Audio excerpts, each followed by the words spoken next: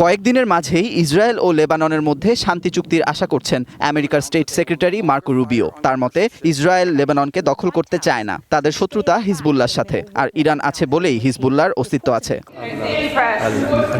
মঙ্গলবার আমেরিকার স্টেট ডিপার্টমেন্টে ইসরায়েল ও লেবাননের প্রতিনিধিরা আবারও আলোচনায় বসেন। মধ্যস্থতাকারী রুবিও আশা করছেন ইরানের কোনো রকম হস্তক্ষেপ ছাড়াই এই শান্তি চুক্তি হবে।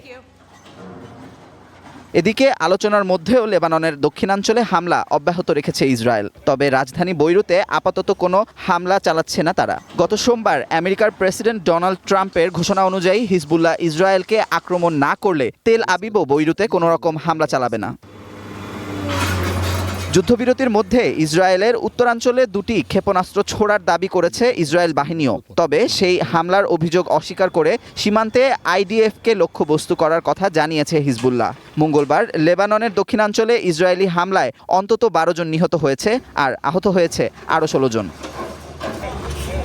তবে লেবাননে ইসরায়েলি হামলা অব্যাহত থাকায় ওয়াশিংটনের সাথে শান্তি চুক্তি নিয়ে আবারও হুমকি দিয়েছে তেহরান। পররাষ্ট্রমন্ত্রী আব্বাস আরাকচি জানান, ইরানের সাথে শান্তি চুক্তি সব ক্ষেত্রেই হতে হবে। লেবাননে হামলা অব্যাহত রেখে ওয়াশিংটনের সাথে চুক্তি হবে না বলে জানান তিনি।